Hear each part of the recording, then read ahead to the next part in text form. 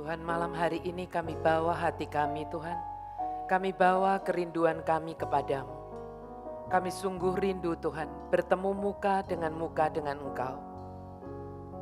Kami sungguh rindu, tidak sekedar sampai di halaman, tidak sekedar sampai di ruang kudus.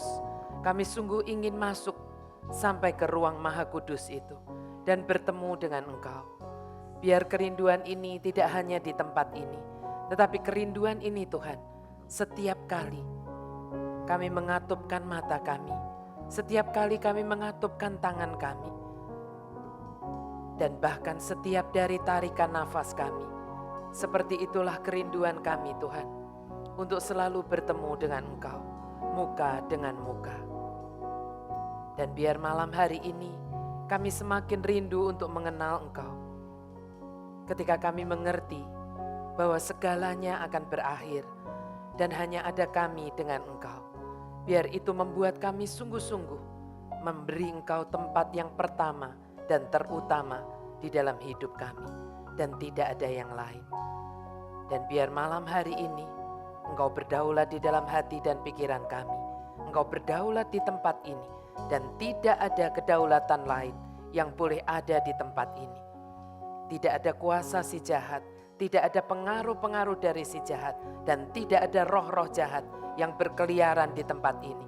Semuanya harus mundur karena Yesus Kristus Tuhan ada di tempat ini, di dalam pikiran dan di dalam hati kami. Kami menaikkan semuanya Tuhan, di dalam satu nama yang punya kuat kuasa, di dalam nama Yesus Kristus, Tuhan dan Raja kami. Mari semua yang percaya, malam hari ini kita mendengar kebenaran firman-Nya diubahkan jadi seperti yang Tuhan mau. Mari katakan dengan kuat, amin. Demi nama Bapa, Putra dan Roh Kudus, amin. Beri kemuliaan buat Yesus Tuhan kita. Ya, malam ini kita mau melanjutkan pengajaran kita sampai di perjalanan kita yang dengan kitab Wahyu, kita sampai di Wahyu yang ke-13 ya. Wahyu 13 itu sebetulnya cukup panjang, tetapi saya membagi dua sebetulnya. Tapi saya bilang Wahyu 13 supaya ibu bapak dan anak-anak membaca saja ya seluruh Wahyu 13-nya. Tetapi malam ini kita sebetulnya hanya akan bahas the beast out of the sea. Ini berbicara tentang antikristus ya. Minggu depan kita baru akan berbicara tentang nabi palsunya. Ya, jadi malam ini Wahyu 13 ayat 1 sampai 10-nya dulu. Ya, supaya kita fokus dan tidak melebar terlalu panjang nanti ya. Karena banyak hal yang Tuhan mau kita tahu tentang antikristus ini supaya kita tidak tertipu pastinya ya. Wahyu 13 kita mau lihat ayat 1 dan 2 dulu kita mau lihat. Nah nanti waktu kita berbicara tentang Wahyu 13 ini kita akan saya akan banyak mengutipkan dari kitab Daniel. Dulu kita sudah bicarakan kitab Daniel ya. Jadi jangan lupa nanti kalau yang lupa ya cari YouTube-nya bisa dipasang lagi kitab Daniel ya. Karena Wahyu 13 ini sangat banyak mengacu kepada kitab Daniel untuk membuktikan bahwa apa yang dinubuatkan oleh Daniel sekarang diulang lagi di kitab Wahyu, pembuktiannya begitu ya. Jadi kalau sampai 2 kali diulang berarti itu confirm gitu ya. Nah jadi nanti kita akan mengacu banyak ke kitab Daniel dan beberapa dari Tesalonika ya. Itu semuanya yang berbicara tentang akhir zaman ya. Oh ya. Nah, kita akan lihat Wahyu 13 ayat 1 dan 2 dulu. Lalu aku melihat seekor binatang keluar dari dalam laut, bertanduk 10 dan berkepala 7. Di antara tanduk-tanduknya terdapat 10 mahkota dan pada kepalanya tertulis nama-nama hujat. Binatang yang kulihat itu serupa dengan macan tutul dan kakinya seperti kaki beruang dan mulutnya seperti mulut singa. Dan naga itu memberikan kepadanya kekuatannya dan tahtanya dan kekuasaannya yang besar. Ya, saya sudah kasih huruf kapital di mana hal-hal yang penting. Setelah Jumat kemarin kita belajar judulnya apa? Ada yang masih ingat enggak Jumat kemarin? Iya, The Dragon. sang naga atau itu mengindikasikan kepada iblis atau setan ya. Nah malam ini kita mau melihat tentang the beast yang pertama. Jadi the beast-nya ada dua, tapi bukan Beauty and the Beast ya. Ini the beast saja, nggak ada beauty-nya ya.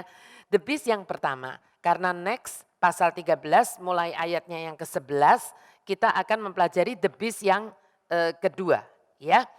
Nah, the beast yang pertama inilah yang disebut sang antikristus. Ya. Dan dari ayat 2 tadi ya kita tahu bahwa antikristus itu bukan setan. Ya, Bapak Ibu dan anak-anak, kita harus tahu bahwa antikristus itu bukan setan. Ya.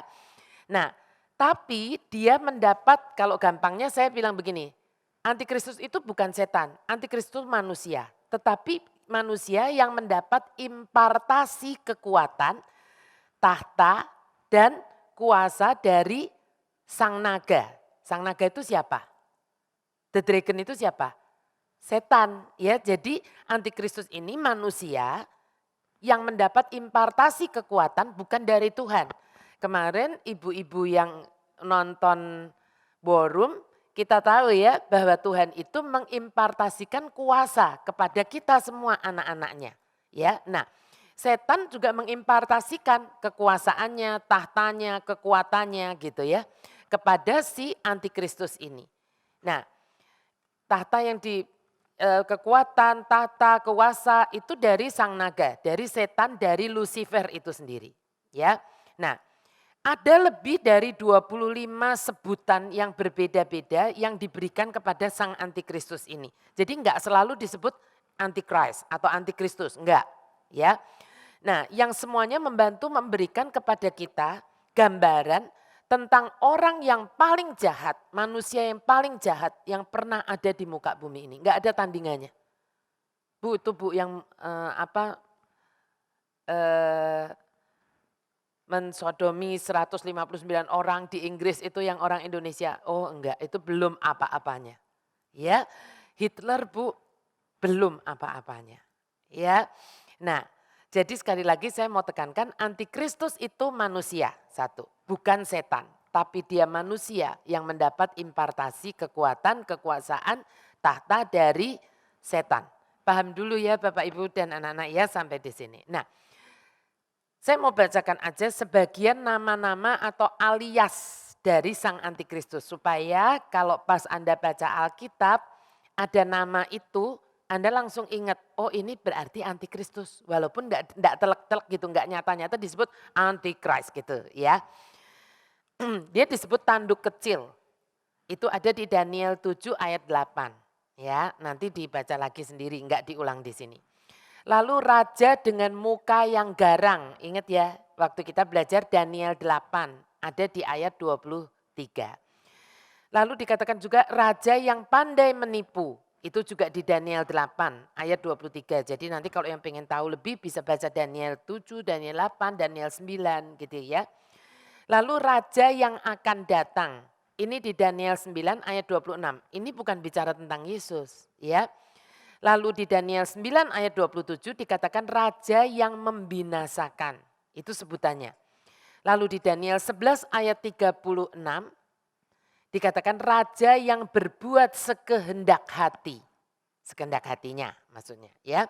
Nah lalu di perjanjian baru juga disebutkan di 2 Tesalonika 2. 2 Tesalonika 2 ayat yang ketiga. Disebut manusia durhaka. Nah, perjanjian baru biasanya lebih jelas. Kalau itu kan raja apa, kalau perjanjian baru enggak, manusia durhaka. Ya jelas. Lalu di 2 Tesalonika 2 ayat yang ke-8-nya tadi yang ayat 3 manusia durhaka. Lalu ayat 8-nya disebut pendurhaka. Ya sama. Ya.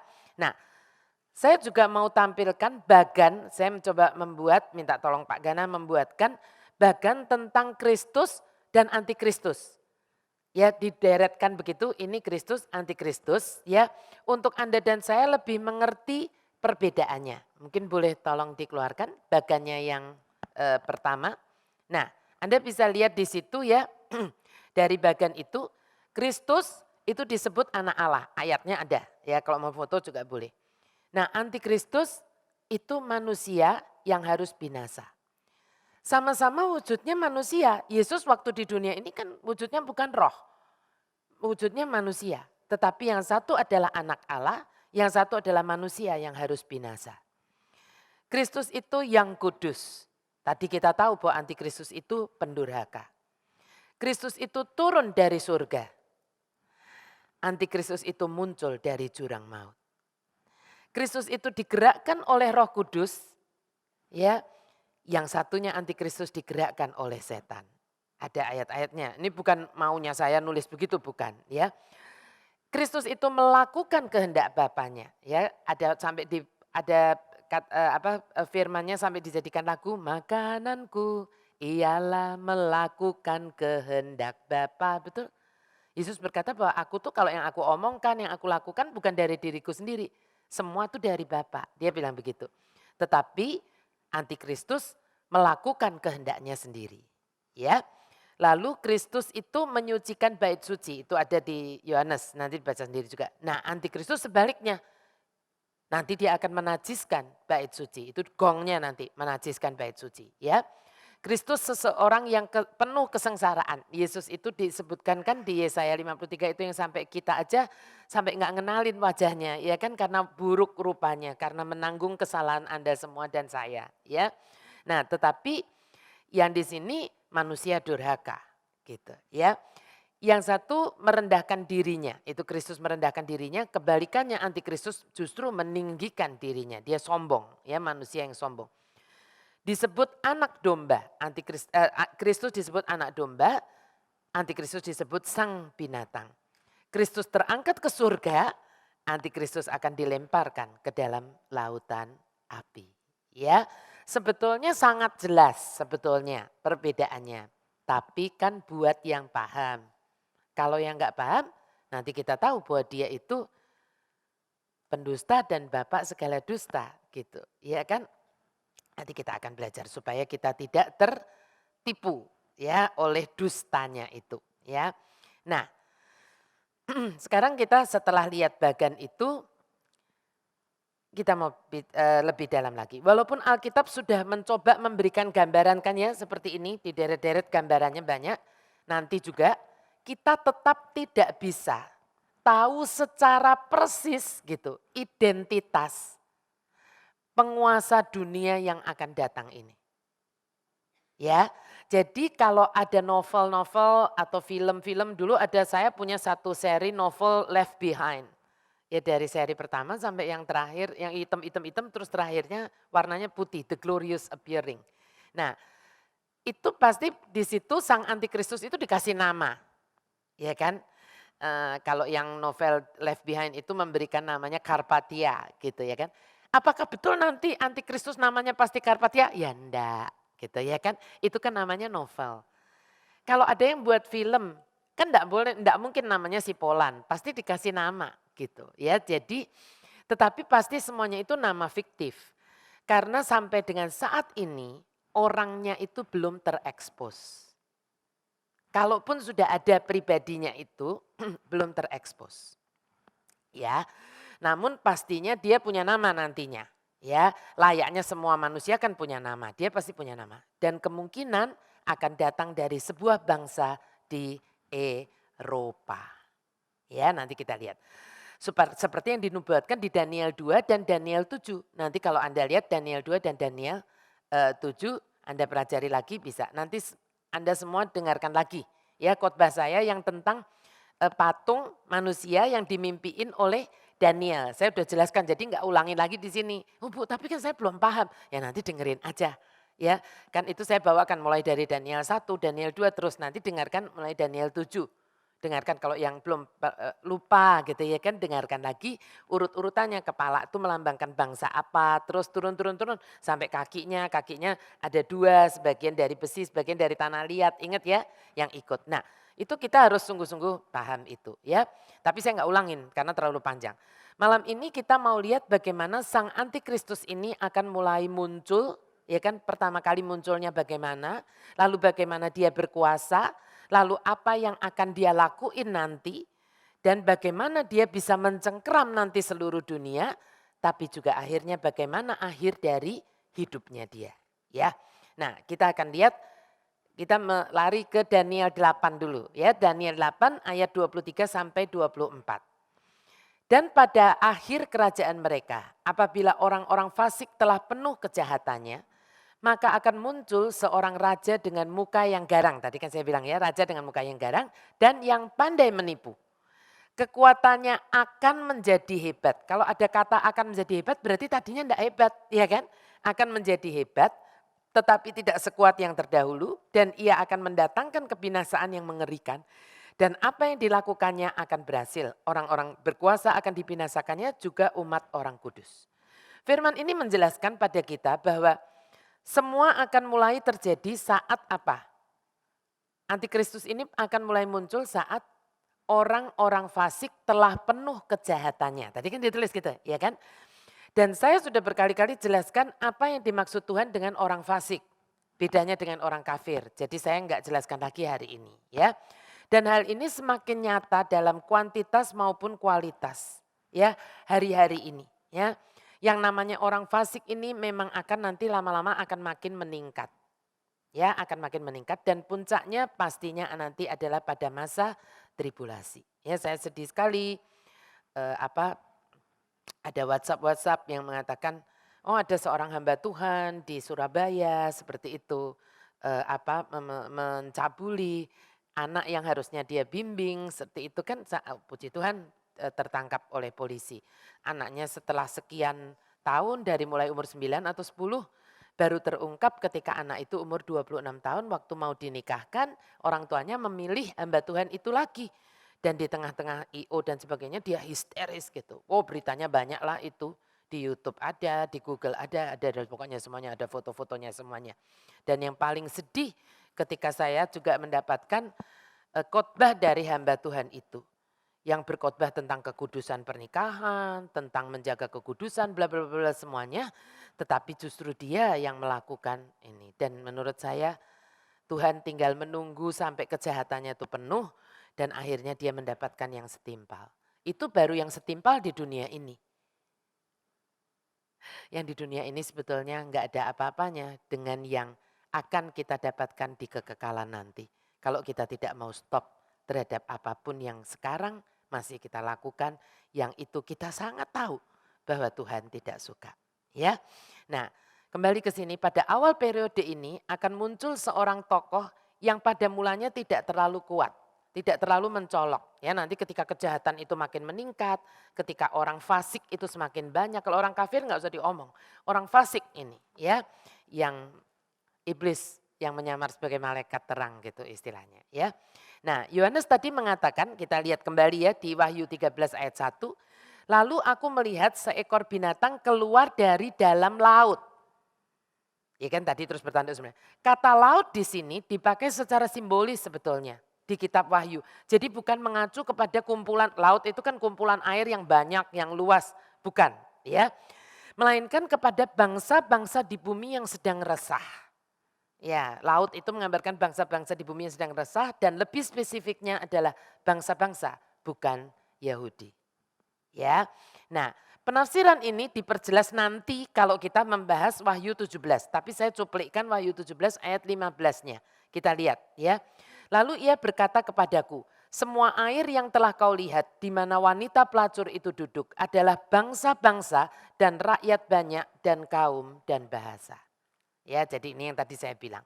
Nah, ada satu kebenaran yang Tuhan Roh Kudus bukakan kepada saya. Waktu saya mempelajari Wahyu 13 ini lebih detail. Tadinya waktu baca selewat, ya kok enggak dapat gitu ya. Tapi waktu sungguh-sungguh mempelajari di dalam terang Roh Kudus bukakan begini, dengar baik ya. Karena sang antikristus ini akan membuat perjanjian damai dengan siapa? Dengan siapa? Akan membuat perjanjian damai dengan siapa? Bangsa Indonesia?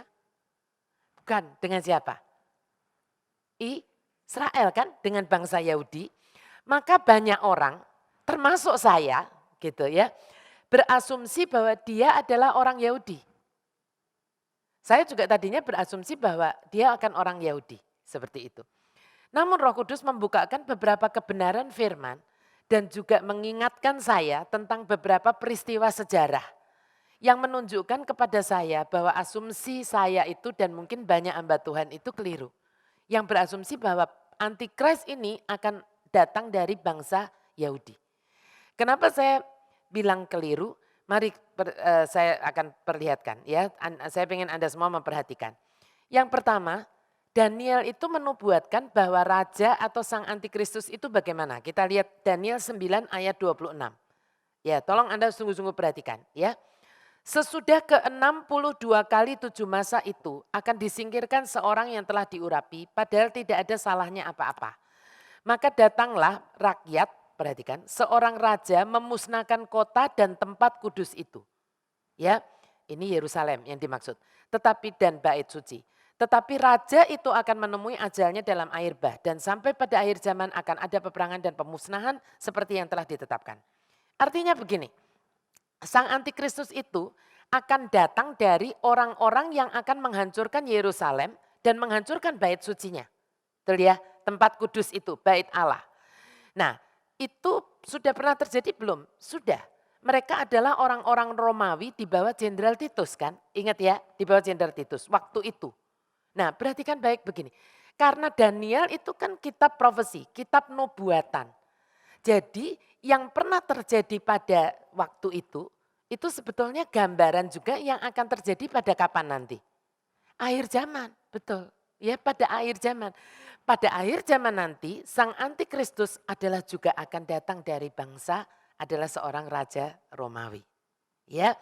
Nah, dengan kata lain nantinya dia bukan orang Yahudi Eropa.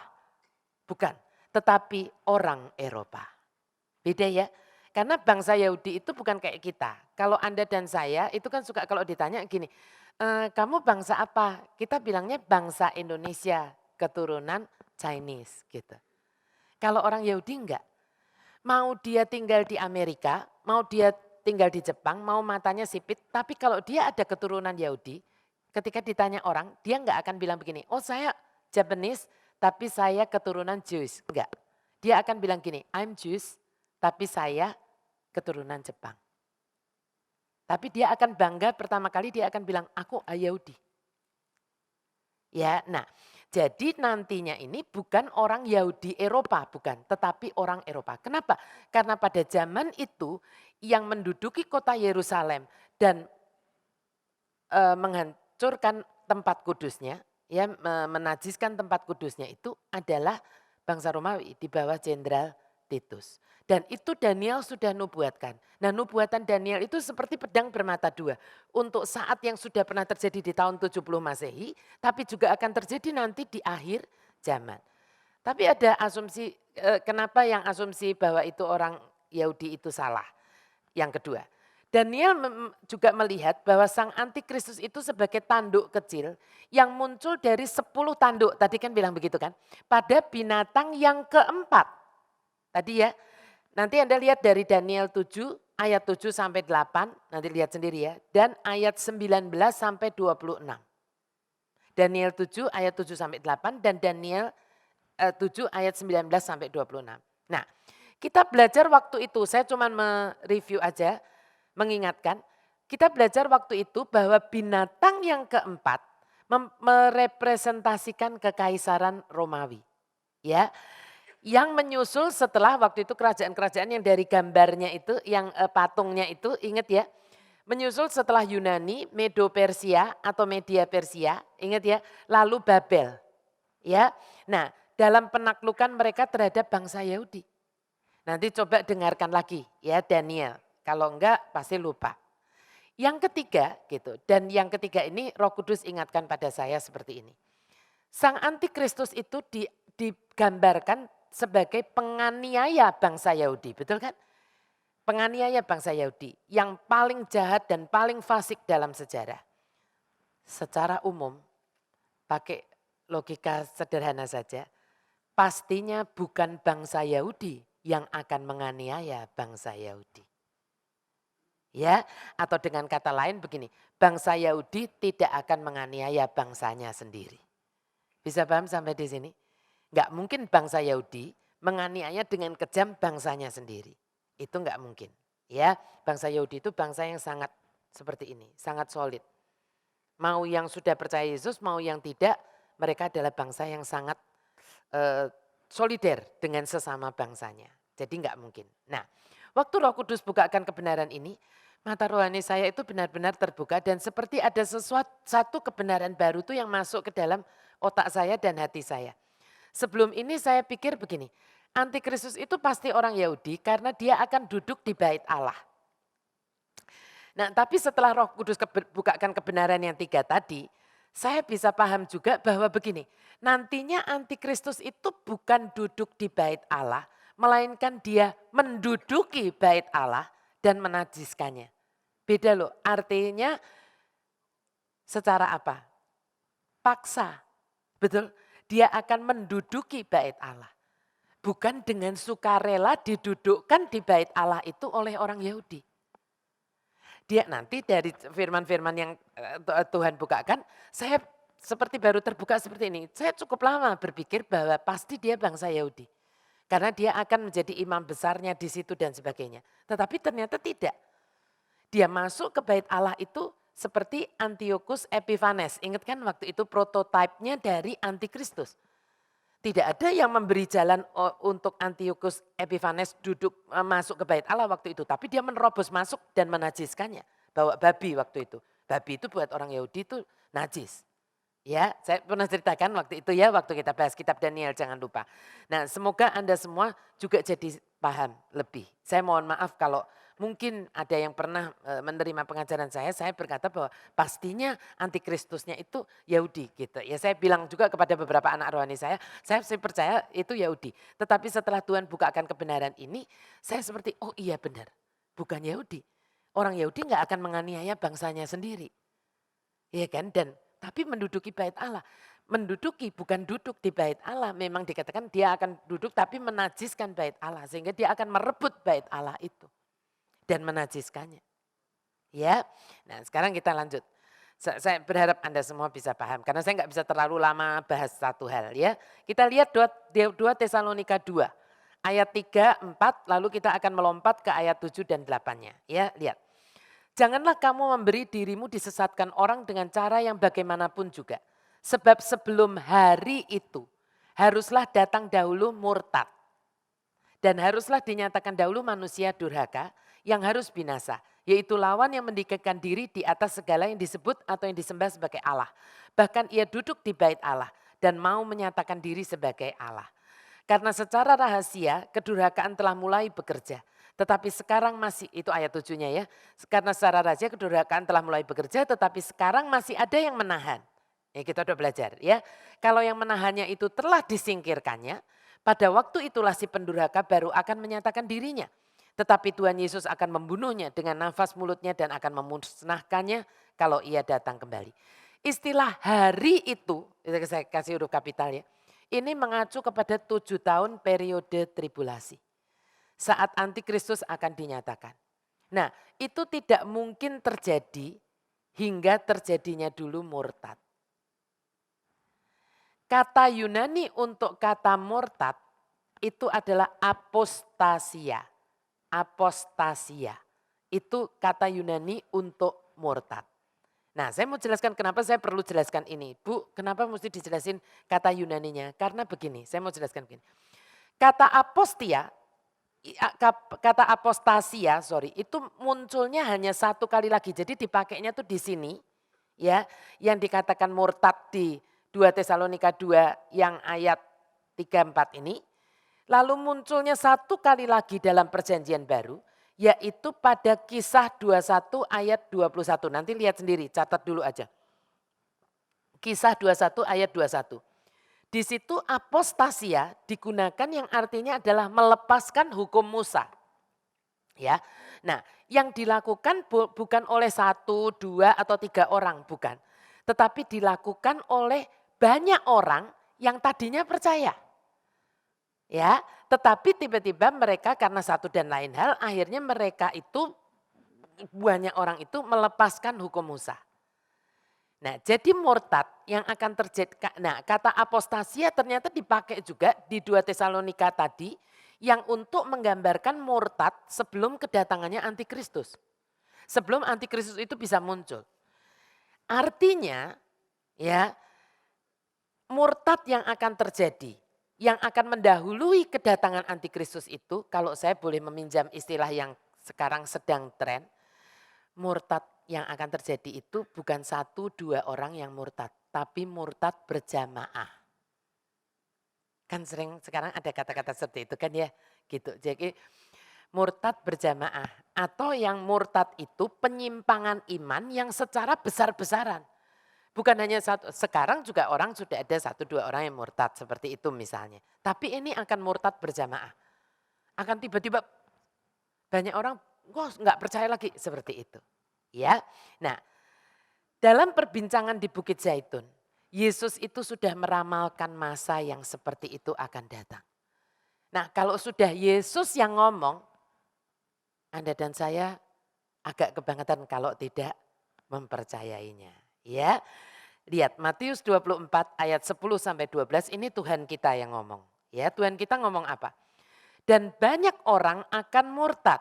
Bukan cuma satu orang. Dan banyak orang akan murtad dan mereka akan saling menyerahkan dan saling membenci. Banyak nabi palsu akan muncul dan menyesatkan banyak orang. Dan karena makin bertambahnya kedurhakaan, maka kasih kebanyakan orang akan menjadi dingin. Ya. Nah, ini sudah mulai dan semakin banyak di dalam kuantitas maupun kualitasnya di zaman kita sekarang ini. Yang tadi saya barusan bilang, ya nabi palsu seperti itu gitu ya, orang yang murtad dan akhirnya katanya keluarga dari anak yang dicabuli dari umur 9 tahun itu betul-betul marah dan terpuruk dan pahit sekali dan tidak lagi percaya kepada lembaga gereja. Ini hamba Tuhan dari Kristen, dari orang Kristiani. Sedih banget. Tapi dari yang agama-agama lain kan juga banyak juga ceritanya yang seperti itu kan. Tuh, saya punya teman juga di mana dia ikut di satu gereja walaupun tidak di Indonesia. Yang kebetulan juga pemuka agamanya seperti itu. Mencabuli anak-anak yang ikut menjadi pengerjanya di gereja itu seperti itu. Menjadi misdinarnya, menjadi apa dan akhirnya itu kebuka semuanya dan anak teman saya ini menjadi rasanya marah banget sama gereja. Dan sampai hari ini tidak mau ke gereja. Coba. Dan ini eskalasinya akan makin bertambah. Ya, nah Paulus menggambarkan dengan lebih rinci menurut saya. Mari lihat 1 Timotius 4 ayat 1. Tetapi roh dengan tegas mengatakan bahwa di waktu-waktu kemudian ada orang yang akan murtad lalu mengikuti roh-roh penyesat dan ajaran-ajaran setan. Ya, dan ajaran setan-setan maksudnya. Lalu ayat 3 dan 4-nya, karena akan datang waktunya orang, nah ini kita harus hati-hati, orang tidak dapat lagi menerima ajaran sehat. Tetapi mereka akan mengumpulkan guru-guru menurut apa? Menurut kehendaknya. Untuk apa? Untuk memuaskan keinginan telinganya. Yang enak untuk telinganya. Itu hari-hari ini sudah mulai terjadi. Banyak orang ketika mendengar pemberitaan firman Tuhan yang sebenar-benarnya, tapi itu tidak enak untuk hatinya dan hatinya menjadi deg-degan, takut. Dia bilang begini, oh janganlah jangan panggil hamba Tuhan ini lagi, itu saya deg-degan. Atau tidak mau datang ke tempat itu lagi. Sebab kok saya seperti dikuliti ya, saya seperti kayak dibuka semuanya ya dosa-dosa saya. Bukannya malah, oh ya saya kalau begitu saya bertobat. Bukan tapi begini, aduh ini ngomongin tentang dosa terus tentang kekudusan terus tentang ini. Males Tapi banyak orang senang ketika mendengar dinabubukkan ketika hamba Tuhannya berbicara tentang kasih, tentang berkat, ya kan? Tentang kelimpahan, senang banget. Nah ini kita harus hati-hati ya. Mereka akan memalingkan telinganya dari kebenaran dan membukanya bagi dongeng. Saya selalu berkata Tuhan penuh kasih panjang sabar betul. Tetapi seperti satu koin dengan dua sisi mata uang. Satu mata uang dengan mata uang ya koin yang dengan dua sisinya. Yang satu benar yang satunya juga harus diambil. Kita nggak bisa cuma senang sebelah sininya karena ada gambar yang kita sukai. Tapi yang sebelah sininya kita nggak suka, kita mau kerok ya nggak berlaku dong. Ya, Allah itu maha kasih betul. Tetapi Allah juga di dalam kasih-Nya, Dia punya yang namanya Maha Adil. Ada keadilannya juga. Iya kan? Keadilannya itu juga akan sangat sempurna seperti sempurnanya kasih-Nya. Jadi jangan berpikir bahwa Tuhan tidak pernah akan memperhitungkan keadilannya. Ya, nah jadi berlawanan dengan apa yang dipikirkan oleh banyak orang Kristen, zaman ini akan diakhiri bukan oleh kebangunan rohani. Kemarinnya saya sudah pernah bilang, melainkan justru oleh kemurtatan. Karena firman mengatakan demikian. Saya juga rindunya zaman ini diakhiri dengan KKR gitu, dengan kebangkitan kebangunan rohani gitu, ya kan? Tapi sang antikristus tidak mungkin dinyatakan. Ini saya tunjukkan kenapa kok ketika sungguh-sungguh kita, makanya gini, belajar kebenaran firman Tuhan seringkali nggak enak buat hati kita. Tapi yang mana? Yang mau enak buat hati dan telinga kita atau yang sungguh-sungguh benar dari firman Tuhannya? Yang mana yang kita mau ikutin? Ya, kenapa kok sebelum antikristus ini muncul atau murtad harus terjadi atau gini dengan kata lain, antikristus nggak akan bisa muncul kalau belum terjadi murtad berjamaah. Kenapa begitu? Dengar baik begini. Sebelum terjadi gini, karena kemerosotan iman di mana-mana inilah nantinya yang istilah saya akan menyiapkan panggung bagi antikristus itu datang.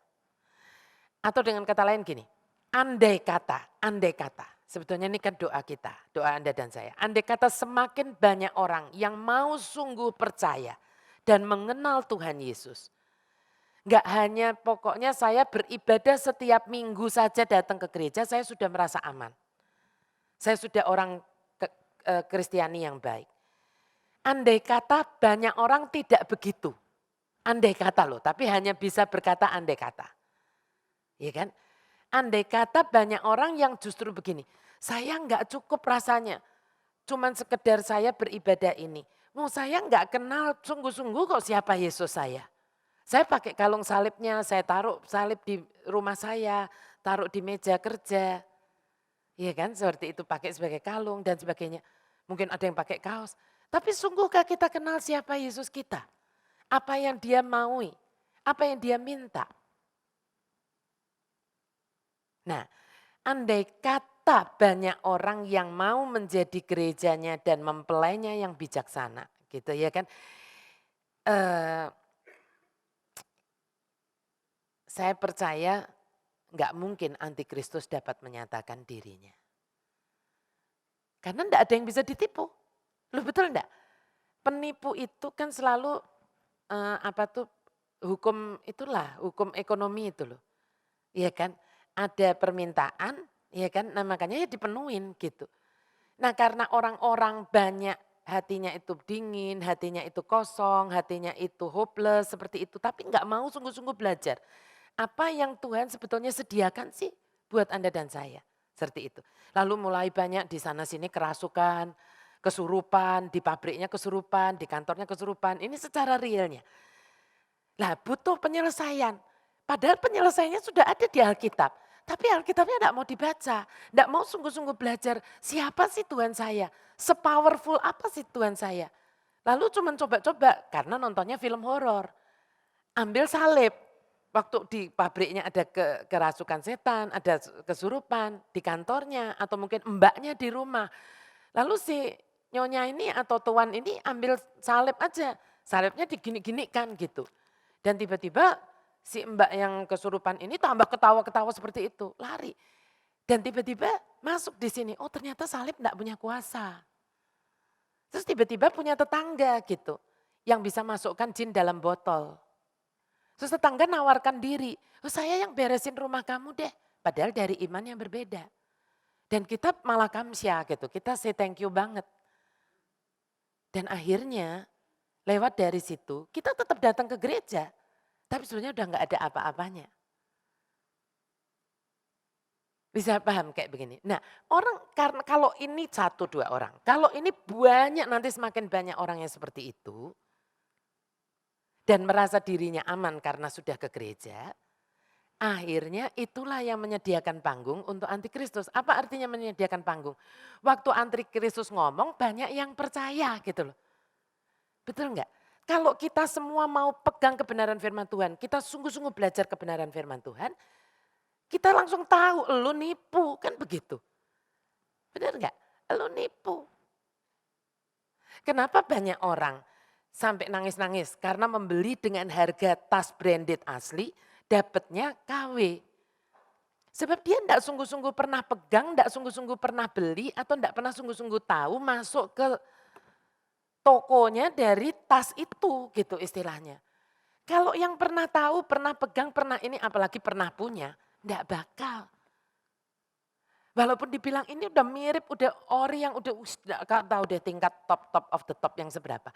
Kita bisa senyum dan bilang bukan. Kita tahu cirinya gitu. Tapi kan kalau yang nggak tahu, kan bisa tenteng dengan bangga aja gitu. Kenapa? Karena ya berasa udah persis banget kok. Ya kan sampai ngomongnya bukan persis lagi, percis ngomongnya gitu. Ibu-ibu kan gitu kan kalau ngomong, percis loh ini percis kan ngomongnya begitu. Iya kan? Nah cuman kadang-kadang yang tahu memang sungguh-sungguh aslinya ini kan ya nggak kenal, ya udahlah lu udah ngerasa percis, ya udah biarin aja kan begitu. Sama nantinya, ini dalam artian yang saya mudahkan gitu. Karena enggak sungguh-sungguh tahu, enggak pernah punya yang namanya Yesus sungguh-sungguh di sini, tapi merasa punya. Sehingga ketika ada yang palsu, nggak ngerti sebab yang palsu ini nanti akan dibuat, loh coba tas-tas KW itu kan dibuat mirip banget sama aslinya kan. Antikristus juga begitu. Kan namanya menduplikasi nanti. Ya, nah ini dan pastinya lebih lihai dibandingkan dengan orang yang membuat tas KW. Kalau Anda dan saya bisa tertipu dengan tas KW, pasti kalau Anda tidak sungguh-sungguh belajar dan mengenal dan memiliki Yesus, tanam betul di dalam hati kita berakar kuat, bisa dipastikan pasti bisa tertipu. Ya, nah ini. Makanya kan di awal saya bilang bahwa sampai dengan saat ini Kristus belum bisa, antikristus itu belum bisa muncul terang-terangan. Baru rohnya saja, rohnya sudah mulai merajalela, menyembur-nyemburkan fitnah, pemecah belah di antara anak-anak Tuhan, ya supaya anak-anak Tuhan tidak bersatu. Orang yang tidak bersatu kan doanya tidak bisa kuat, ya. Tapi nanti saat gerejanya, saat para mempelainya yang bijaksana, para mempelainya yang tadi tariannya saya nggak minta ya, tetapi saya kaget juga anak-anak dancer menari dengan membawa pelita yang nyala, bukan pelita yang cuma pelitanya doang ya. Nah, saat mempelainya yang punya pelita yang masih bernyala, artinya masih ada minyaknya ini diangkat, saat itulah baru antikristusnya ini secara manusia fisiknya muncul secara nyata. Karena sudah tidak ada yang menahannya lagi. Itu kita sudah belajar kan? Iya kan seperti itu. 10 gadis mendapat minyak, mendapat pelita. 5 bijaksana, 5 bodoh. Dapat pelita loh semuanya. Ini bukan berbicara tentang orang yang tidak percaya sama Tuhan Yesus. Ini bicara 10-nya orang yang sudah menjadi mempelainya. Sudah dikasih pelita tapi suruh tunggu. Kita semua masih nunggu. Berapa yang punya minyak, berapa yang minyaknya sudah tidak ada. Nanti di akhir kita akan bicara itu ya. Tapi gini ibu-ibu, bapak dan anak-anak. Waktu saya tuh sedang ketik, ini sampai saya tulis. Waktu saya sedang ketik ini, ya ketik-ketik ini. Tiba-tiba Roh Kudus tuh seperti mengintervensi hati saya. Dan ingatan saya. Dengan bertanya begini, seringkali Roh Kudus itu kalau mengintervensi dengan satu pertanyaan. Pertanyaannya begini, kamu ingat enggak firman yang berkata tentang Lot? Nah, waktu kemarin saya diingatkan itu saya langsung ingat. Makanya saya bilang begini, ibu bapak dan anak-anak harus sungguh belajar firman Tuhan supaya Roh Kudus itu bisa mewarning kita. Sebetulnya gini, Roh Kudus enggak pilih kasih, enggak. Tapi gini, kenapa ada orang bisa diingatkan dan terhindar dari semuanya itu? Ada orang sebetulnya Roh Kudus mau ingatkan tapi dia toh tidak tahu kalau diingatkan. Ya saya sudah bilang, bagaimana kalau Anda setir mobil, Anda mau pasang lagu. Kemarin saya di mobil teman saya itu bagus banget tuh disetelin lagu itu. Perasaan saya tuh pernah dengar di mana ya, oh mungkin di mobil saya sendiri. Lalu Anda pasang track 1, enggak keluar. Oh mungkin track 2, enggak keluar. Track 3, sampai track 10 mungkin mobilnya canggih tracknya sampai 10. Enggak keluar apa-apa, terus Anda berhenti dan Anda tengok ternyata enggak ada CD-nya. Apakah Anda bisa bilang begini, mobil saya ini kurang canggih dibandingkan mobil teman saya? Enggak gitu juga kan. Teman Anda mungkin mobilnya lebih sederhana, treknya sampai 5 doang. Tapi 5-5-nya terisi. Sehingga waktu dipencet dia keluar. Roh Kudus seringkali mau ingatkan semua dari kita anak-anaknya. Tapi waktu diingatkan, kamu ingat enggak ini? Yang mana? Enggak ingat. Yang ini kamu ingat enggak? Enggak ngerti juga. Yang ini juga enggak ngerti, yang ini juga enggak ngerti. Ya dia enggak bisa ingatkan apa-apa.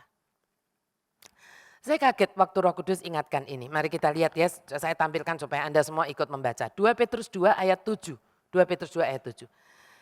Ini sebetulnya istilahnya keluar dari konteksnya ini ya sebetulnya. Tapi coba lihat, tiba-tiba tuh saya baru ketik Tuhan ingatkan ini.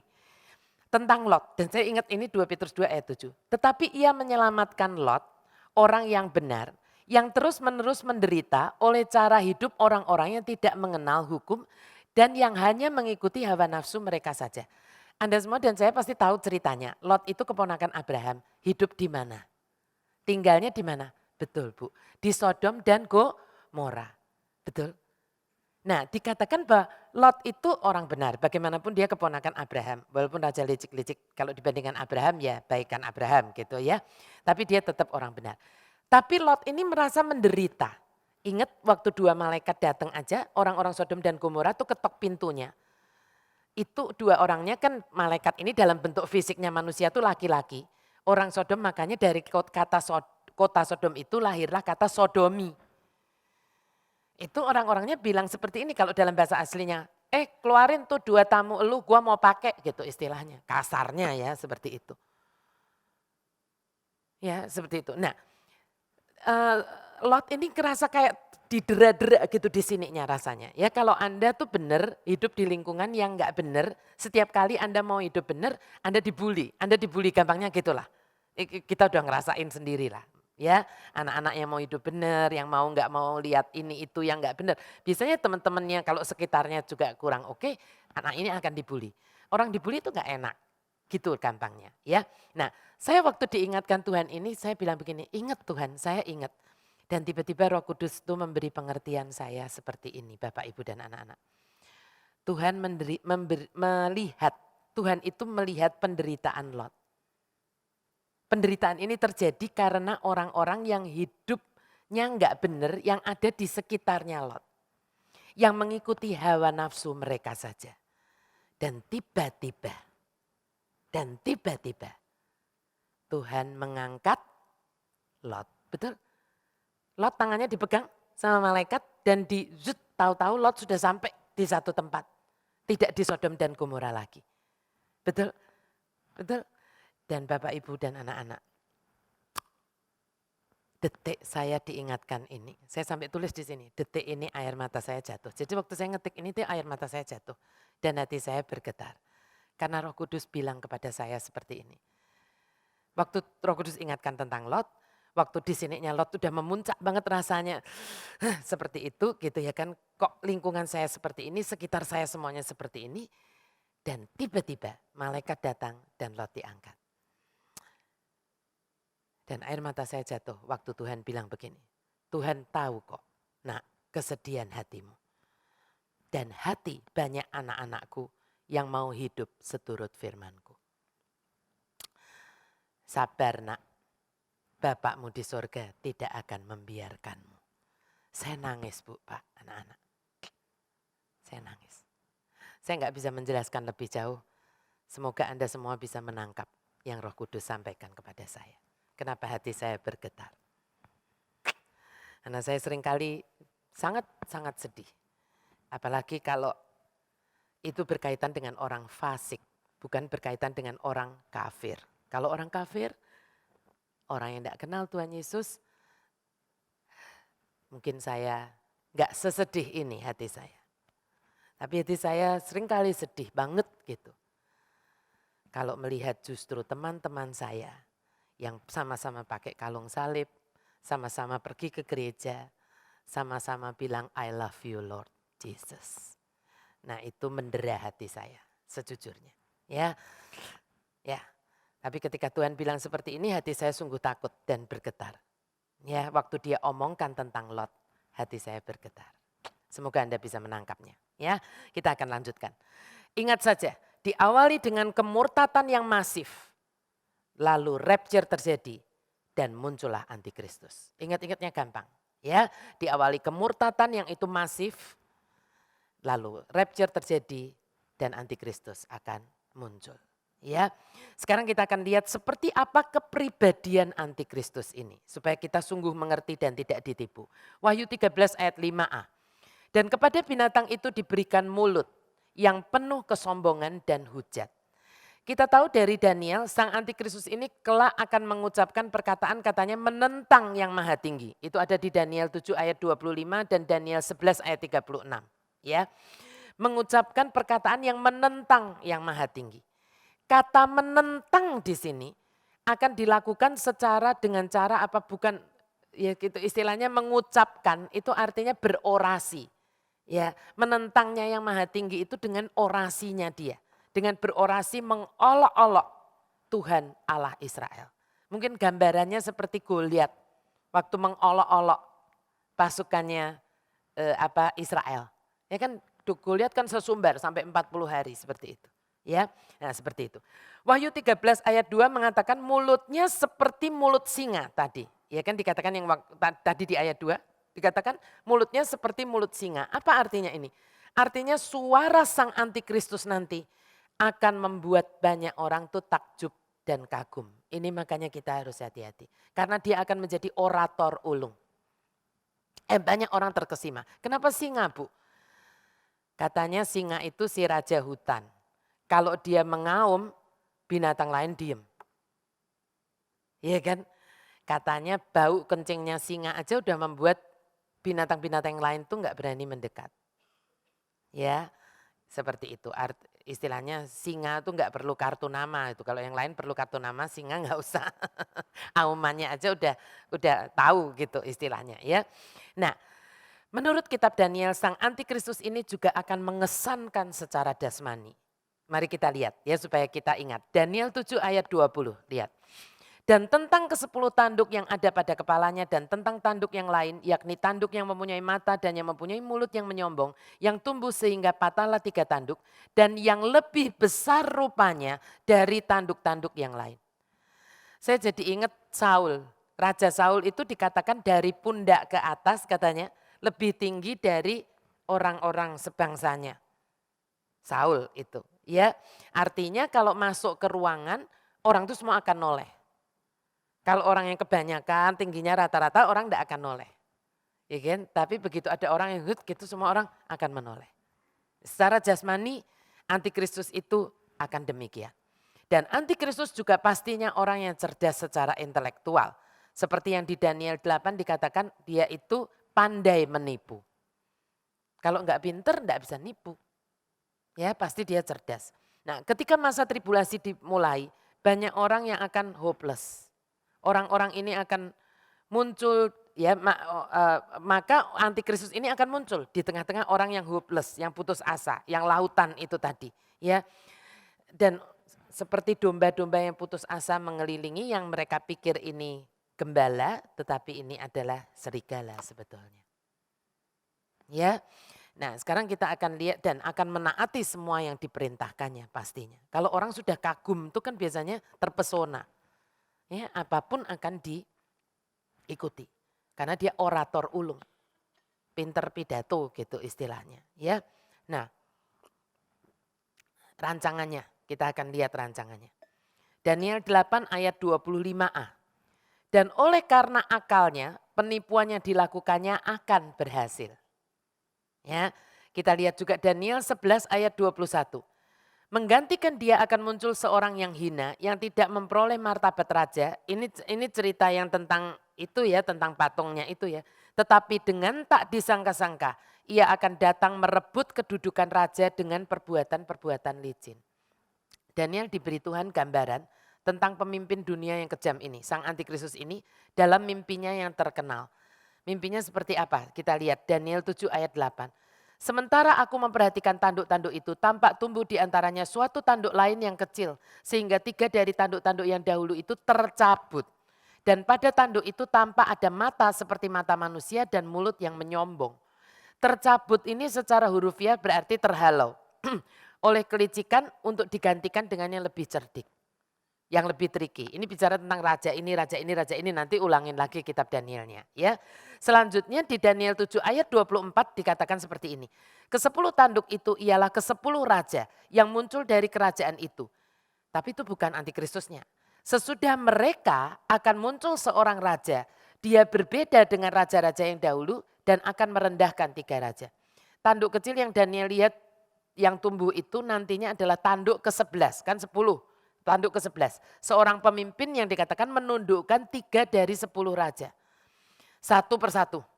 Dan ia akan melakukannya bukan lewat peperangan. Yang tentang penundukan ini saya sudah jelaskan waktu itu di kitab Daniel. Ya.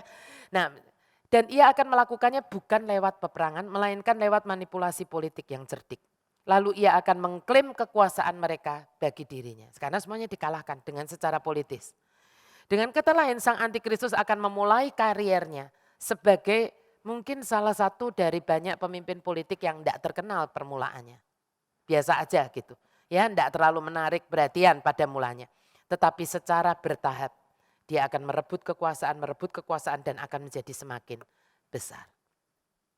Ya, ini kita belajar supaya nanti kita itu tahu perubahan zaman. Ya, nah apa yang dirancangkannya adalah mengalahkan semua pemimpin yang lain. Dan ujungnya dia akan mengambil alih dunia lewat cara apapun yang diperlukan. Pertama lewat penyesatan, lewat intrik-intrik ini dan itu ya, lewat penyesatan, tapi kemudian pasti lewat paksaan. Kalau dia sudah semakin kuat, dia akan pakai tangan besi untuk memaksa. Ya, kita lihat seperti apa kesombongannya. Wahyu 13 ayat 6. Lalu ia membuka mulutnya untuk menghujat Allah, menghujat namanya dan kemah kediamannya dan semua mereka yang diam di surga.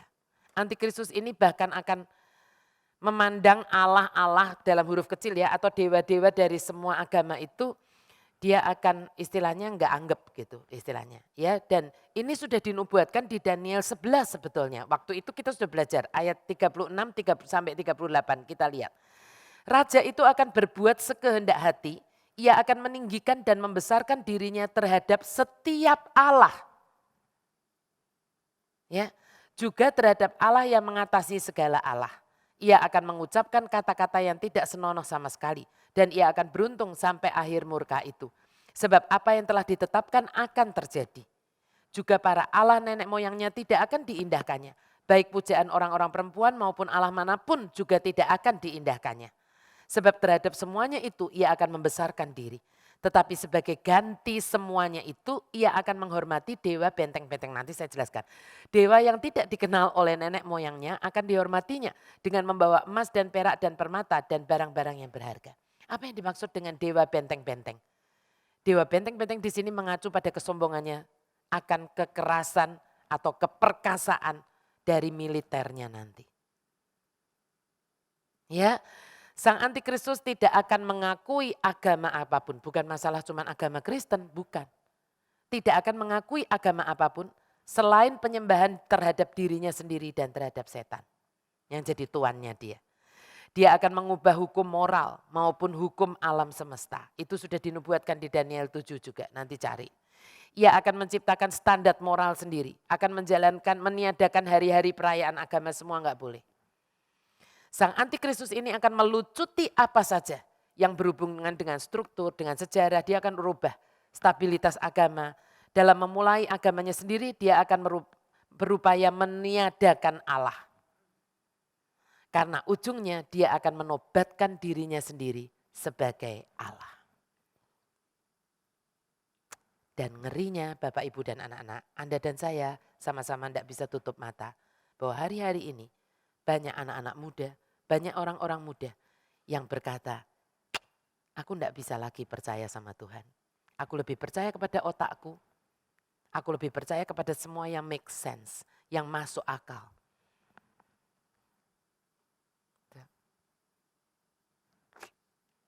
Sedih banget. Ingat seperti waktu membahas kitab Daniel saya pernah berkatakannya. Di ujungnya nanti orang-orang yang memilih antikristus itu pasti akan kecewa berat. Seperti ketika orang dulu milih Hitler. Hitler itu kan tadinya bukan siapa-siapa. Saya waktu bahas kitab Daniel sudah cerita ini. Betul enggak? Yang ikutin kitab Daniel pasti ingat. Yang belum nanti buka kitab Daniel ada di YouTube saya. Ya, dibuka di channelnya YouTube ada tentang Daniel. Coba ibu bapak anak-anak yang belum dengarkan itu. Saya bilang bahwa seperti dulu orang Hitler itu kan nggak kelihatan. Bukan siapa-siapa seperti itu. Dan tiba-tiba dia muncul. Ya kan seperti itu. Dan dia pinter pidato, dia bilang, wah semua orang langsung look up dia. Mao Zedong juga begitu. Sampai orang di Cina dulu anak-anaknya dipaksa-paksa suruh ikut jadi anak buahnya Mao Zedong untuk ikut. Akhirnya apa yang terjadi? Orang kecewa semuanya. Karena ternyata tokoh-tokoh ini adalah para diktator yang jahat. Nah saya percaya antikristus ini istilah saya lebih diktator dari diktator. Lebih diktator dari segala diktator. Tapi di awalnya dia akan menipu. Dan orang yang tidak sungguh nancep kepada Tuhan akan ikut. Jangan dipikir dia keluar akan langsung jahat-jahatan. Kalau jahat-jahatan semua orang tidak ikut. Dia akan ciptakan pekerjaan bagi orang yang ketika lapangan pekerjaan semua enggak ada seperti itu.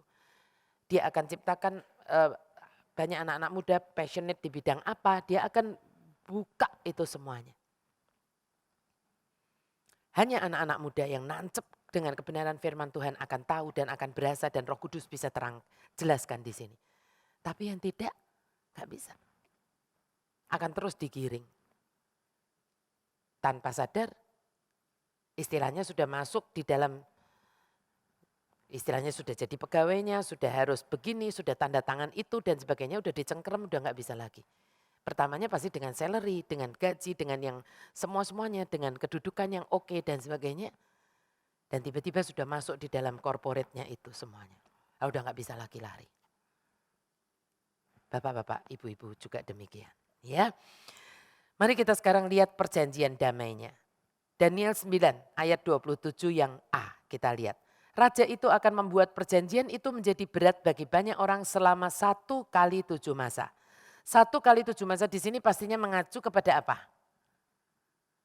Pada apa? 1 kali 7 masa mengacu kepada apa?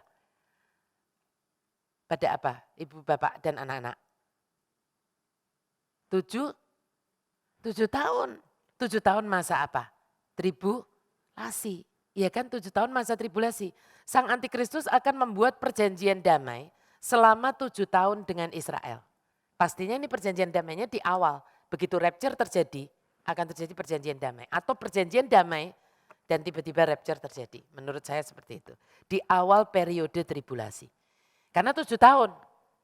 Ya, berjanji ngapain? Perjanjian damainya ini akan berjanji ngapain? Saya bayangin begini, akan berjanji untuk melindungi Israel. Karena nantinya Israel akan diserang oleh hampir semua negara atau bahkan semua negara di seluruh dunia ini akan memusuhi Israel. Ya, nah saya akan bacakan satu kutipan yang menarik yang menggambarkan hal ini yang ditulis oleh seorang penulis bernama Mark Hitchcock.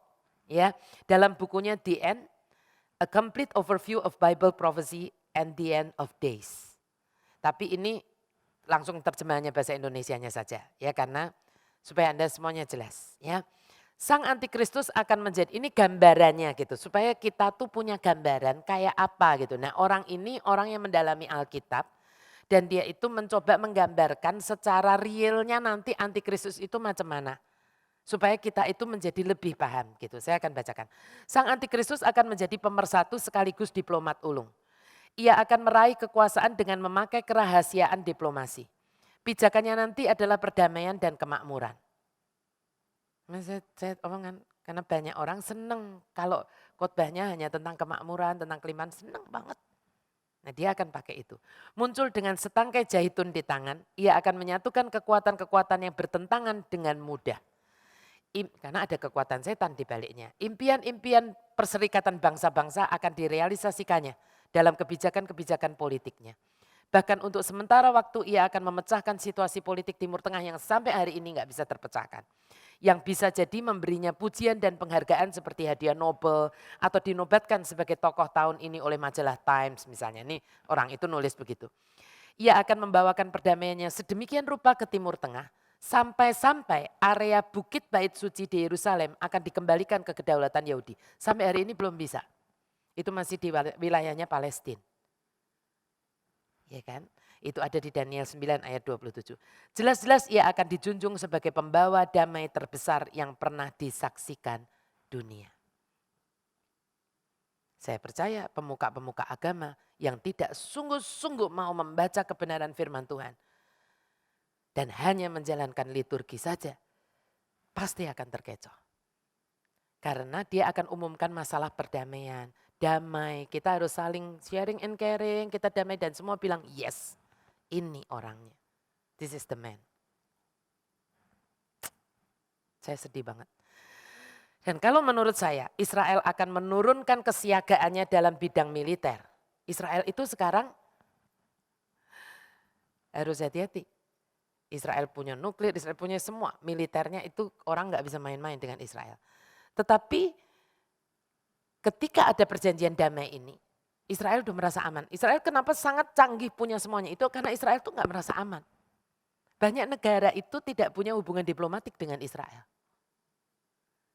Itu mengindikasikan bahwa banyak negara benci sama Israel.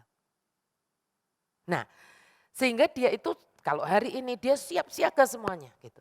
Tapi begitu perjanjian damai ini dijamin oleh sang antikristus ini, 7 tahun perjanjian damai itu, di sini dia akan rilis, akan rasanya oh udah, apalagi dijanjikan wilayah Bait Suci, Dome of the Rock sekarang yang udah pernah ke Israel pasti tahu yang kubahnya emas itu bukan belum menjadi wilayahnya orang Yahudi dan itu kerinduan mereka.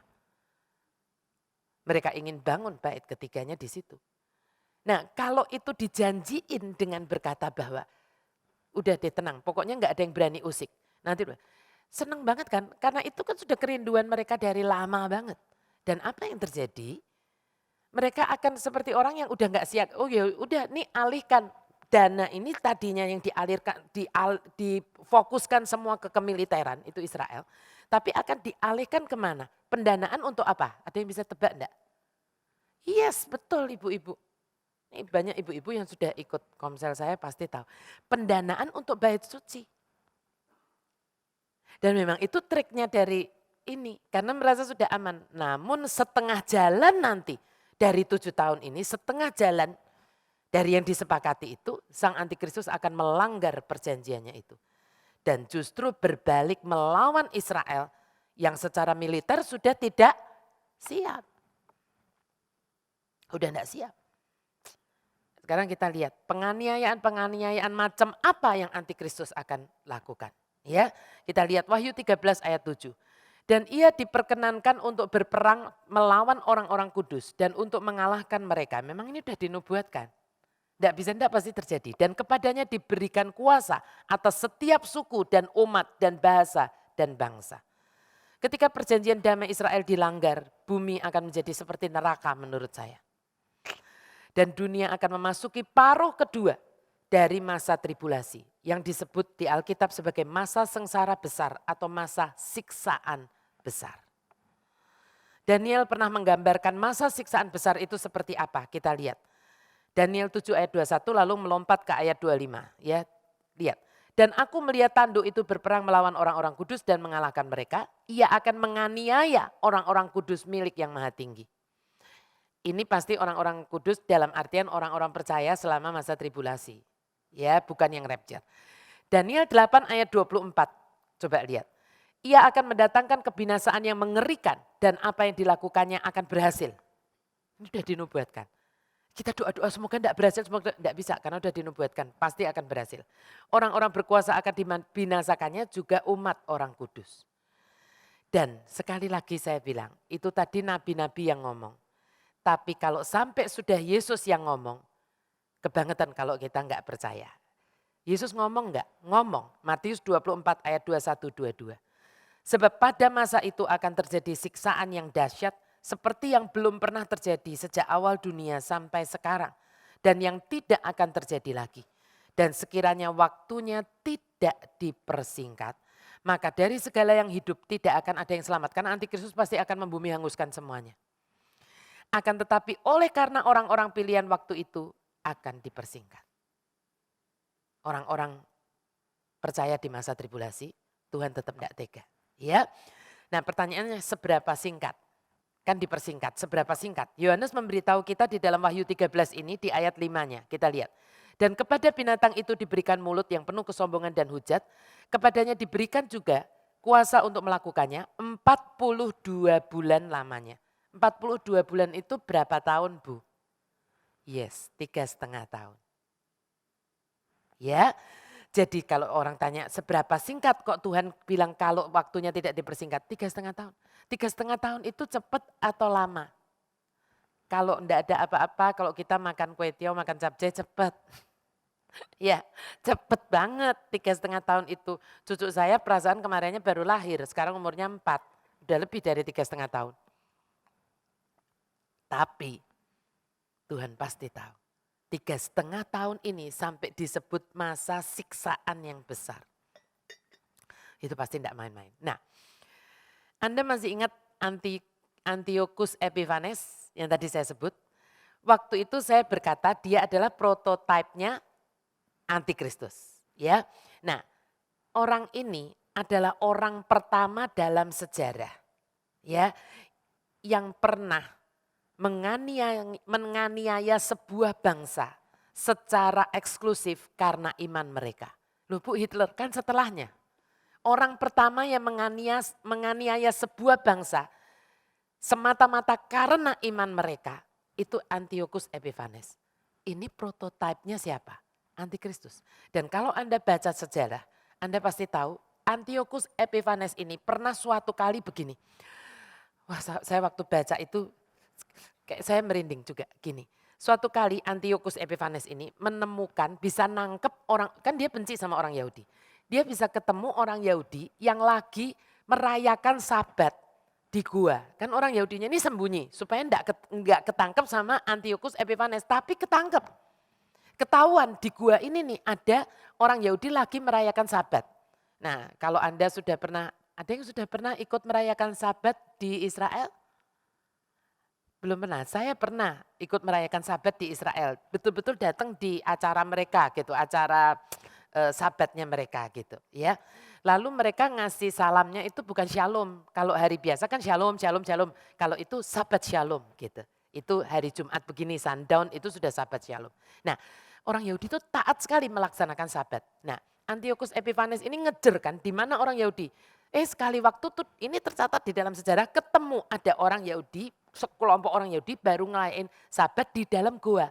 Pikirnya kan mereka tuh udah bersembunyi. Ketangkep ketahuan sama Antiochus Epiphanes. Apa yang Antiochus Epiphanes buat? Ini ada di dalam sejarah. Dia suruh pasukannya tutup itu gua. Tapi sebelumnya dinyalakan api dulu di sudut sehingga tahu kan orang di dalam gua itu nggak bisa bernafas. Matinya bukan mati dibunuh, ditembak, bukan.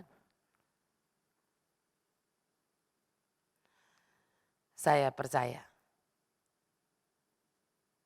ini satu contoh bagaimana antikristus mungkin akan menganiaya orang percaya nanti di akhir zaman.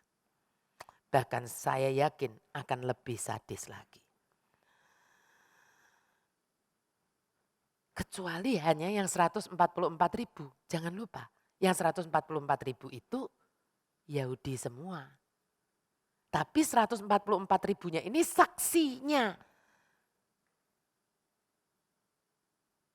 Nah, yang orang-orang yang tertempelak oleh kesaksian mereka yang waktu itu saya bilang adalah orang-orang yang tertinggal. Yang waktu ini, saat-saat sekarang ini mereka enggak punya, totally enggak percaya atau mereka sebetulnya gadis bodoh yang sudah pegang pelita tapi enggak ada minyaknya. Orang-orang yang seperti ini mungkin nanti di masa tribulation ketika 144.000 saksi ini berkhotbah, mereka tertempelak oleh Roh Kudus dan mereka menjadi percaya. Tapi ini yang menjadi nasib mereka. Disiksa. Seperti ini. Bapak Ibu dan anak-anak, kenapa saya enggak capek-capeknya ngomong seperti ini? Bukan buat nakutin, tetapi buat Anda semua ini jangan beku. Untuk kita sendiri kita harus punya minyak. Jadi orang yang sungguh-sungguh melekat kepada Tuhan, ngerti Tuhan benar, ngerti apa maunya, jangan cuma merasa aman kita sudah beragama Kristen, ya kan beragama Kristiani, jangan gitu. Tapi juga punya hati yang terbeban untuk saudara kita, keluarga kita, teman baik kita yang belum percaya. Ya kan? Kalau perlu lakukan apapun untuk memenangkan mereka sebelum adanya antikristus. Pertanyaannya, kasihan enggak gitu istilahnya? Kasihan enggak kalau Anda bilang mencintai mereka? Ya. Nah, sekarang kita mau lihat kekuasaannya. Sampai seperti apa kekuasaannya si antikristus ini? 2 Tesalonika 2 ayat 9. Kedatangan si pendurhaka itu adalah pekerjaan iblis. Dan akan disertai, perhatikan, rupa-rupa perbuatan ajaib, tanda-tanda dan mukjizat-mukjizat. Tapi ada kata palsu. Nah, gini, rupa-rupa perbuatan ajaib, tanda-tanda mukjizat, itu kan sebetulnya adalah kata-kata yang menggambarkan apa yang dilakukan oleh Kristus kan. Betul ya? Tapi Paulus menambahkan kata palsu. Ya, untuk menggambarkan tentang kekuasaan sang antikristus. Nanti kekuasaannya akan mirip banget gitu. Juga melakukan perbuatan ajaib, melakukan tanda-tanda mukjizat seperti itu. Tapi palsu. Nah, ada orang yang senang datang ke KKR, senang datang ke satu tempat kalau di situ ada mukjizat. Oh, itu loh ada mukjizat ini, datang berbondong-bondong. Hati-hati. Mari jadi orang Kristen yang tidak mengejar mukjizat, tapi mengejar Tuhan. Kalau Tuhan mau melakukan mukjizat, itu seperti membalik telapak tangan. Tapi jangan kejar mukjizatnya. Aku nggak mau lagi kan, di sini nggak ada mukjizat. Pindah ke sini ada mukjizat. Hati-hati. Karena nanti antikristus akan melakukan mukjizat-mukjizat banyak, tapi palsu sebetulnya. Ya, nah, kita harus mengerti, karena begini, kata palsu itu untuk menunjukkan bahwa dia itu penipu. Ya, karena sebenarnya kekuasaan yang dimilikinya adalah impartasi dari sang naga. Iblis, setan itu sendiri yang selalu berusaha menduplikasi apapun yang Tuhan Yesus lakuin. Jadi nanti akan dibuat mirip. Penyesatan antikristus akan sedemikian hebatnya. Sampai-sampai, nah ini perlu diperhatikan baik. Orang-orang yang tidak sungguh berakar dalam kebenaran tidak lagi bisa mempercayai kebenaran. Sudah pernah belum dinubuatkan? Sudah. Sudah. Semua itu sebetulnya sudah ada di Alkitab. Kita lihat, Paulus sudah pernah menubuatkan itu di 2 Tesalonika 2 ayat 10 sampai 11. Lihat. Dengan rupa-rupa tipu daya jahat terhadap orang-orang yang harus binasa. Kenapa? Karena mereka tidak menerima dan mengasihi kebenaran yang menyelamatkan mereka. Apa artinya tidak menerima dan tidak mengasihi kebenaran yang menyelamatkan mereka? Ini kan bahasanya Alkitab. Kalau bahasa saya gampang aja. Sekarang Anda cek and recheck. Anda lebih mempercayai Alkitab atau Anda lebih mempercayai berita-berita? Atau Anda lebih mempercayai buku yang Anda baca? Sungguhkah Anda mempercayai Alkitab? Sungguhkah Anda mempercayai firman Tuhan? Itu. Dan itulah sebabnya Allah mendatangkan kesesatan atas mereka yang menyebabkan mereka percaya akan dusta. Makanya sebelum semuanya sudah begitu terlambat, mari kita menerima dan mengasihi kebenaran. Yaitu Yesus dan firman-Nya. Ya, kebenaran itu kan Tuhan bilang, akulah jalan dan kebenaran. Ya, yang menyelamatkan kita. Dan jangan hanya di permukaan saja, tapi mari berakar gitu. Berakar kuat, kenali Tuhan kita jangan hanya dari apa kata orang. Tapi mari sungguh hidup bergaul karib dengan jalan kebenaran itu dan mengasihinya sangat. Siapa bilang amin? Amin. Ya. Nah, dua peristiwa akan terjadi hampir bersamaan dengan dilanggarnya perjanjian damai dengan Israel. Begitu dilanggar perjanjian damai itu akan terjadi dua peristiwa yang sepertinya susul menyusul begitu. Peristiwa yang pertama, sang antikristus akan membunuh kedua saksi. Ya, saya kemarin sudah bilang, Wahyu 11 ayat 7, coba kita lihat lagi.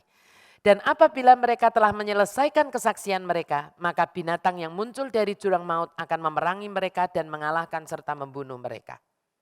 Ya. Tapi yang kedua, sang antikristus akan melakukan aksi yang paling sensasional apa? Jadi begitu dua saksi dibunuh seperti itu. Tetapi tiba-tiba sang antikristus itu seperti juga tewas. Seperti juga enggak tahu mungkin kena tembak atau apa, enggak ngerti pokoknya tewas.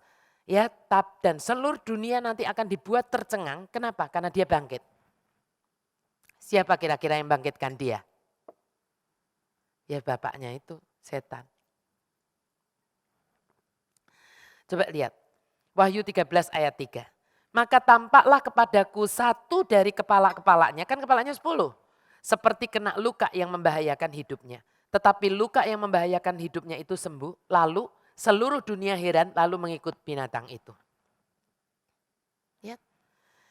Ingat bahwa gini, kita harus ingat baik-baik gini. Setan itu sebenarnya tidak pernah bisa menciptakan apapun yang baru Bapak Ibu dan anak-anak. Tidak pernah. Setan itu tidak bisa menciptakan apapun yang baru. Dalam upayanya menyesatkan umat manusia, dia itu hanya bisa meniru apa yang sudah pernah dibuat, apa yang sudah pernah dicapai oleh Tuhan Yesus. Jadi untuk meniru kematian dan kebangkitan Tuhan Yesus, antikristus nanti digerakkan oleh setan harus pura-pura mati dan juga bangkit lagi. Ya, dan ini yang harus kita tahu bahwa begini, sama dengan kebangkitan Kristus memicu pertumbuhan gereja secara pesat. Ya, setelah Yesus bangkit kan kita tahu. Tiba-tiba Roh Kudus turun, Pentakosta dan sebagainya, lalu gereja itu bangkit secara pesat. Seperti itu jugalah nanti kebangkitannya antikristus akan menyebabkan begitu banyak orang mengikutinya.